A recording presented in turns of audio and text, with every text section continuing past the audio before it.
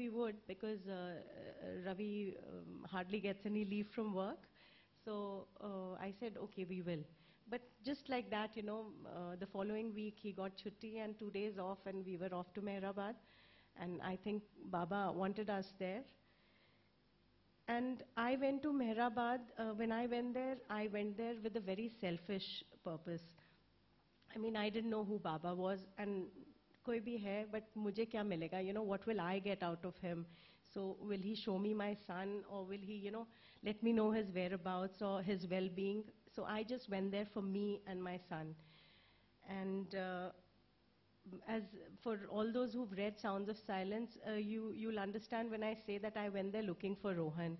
And when we went to Mehrabad, I thought maybe I'll see Rohan in some form. And I was greatly disappointed because I didn't see Rohan in any form. And then finally I said, acha, ab aaye hain, to Samadhi mein bhi, I should go there also. So that was my level of selfishness. I went there for Rohan, didn't find him. I said, okay, let me visit the Samadhi. Something about that place, it was so peaceful. And it brought about a lot of peace to us, to my husband and me. And we just, the difference was that lump in your throat, that tightness in your chest, that became much less when we thought about Rohan. And somehow it was like, it was very peaceful to be there. And Baba is new to me, but obviously we were not new to Baba. Baba had got us there, and obviously with a purpose. So I can just say that even not knowing Baba, he gave us a lot of peace, a lot of love. And there was something about the visit to Mehrabad that when we came back, it was a different life for us, without exaggeration. We were very much at peace with Rohan's going away. Coming back to the message we received, when I spoke with Nani Auntie, I desperately wanted to know about Rohan. And, we were very guilty that we could do nothing for Rohan. We were on the bed with him. And our hand was on him, and we couldn't figure out that he's going away. It was so effortless, and it was so silent. I mean, his going away was just so smooth. So we were very guilty that maybe we could have done something to save him, and we didn't. So that guilt was really troubling us. So, and Rohan had a speech impairment. He couldn't hear or talk. And I really wanted to exchange some words with him. And I requested Auntie to initiate me into auto writing.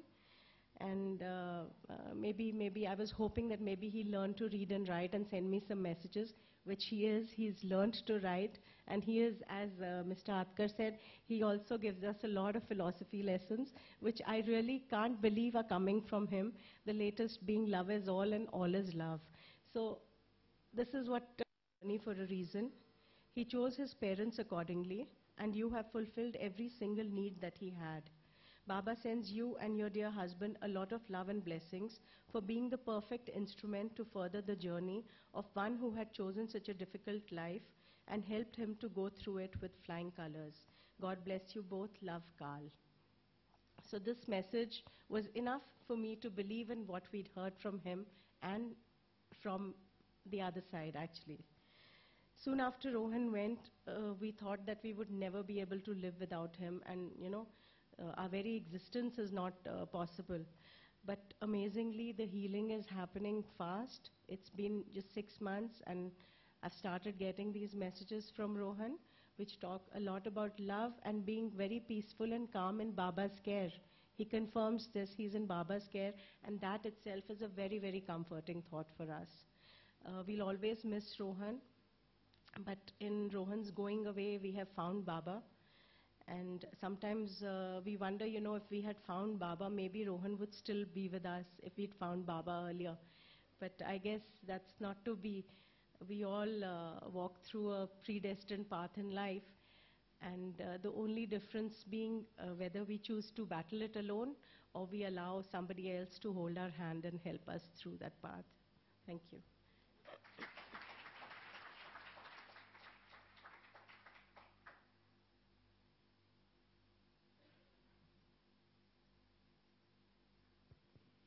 And there's one more similar story, but it shows you a total different side.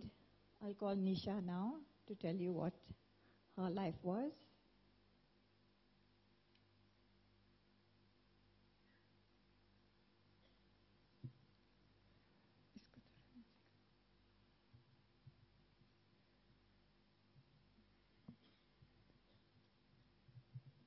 Jai Baba.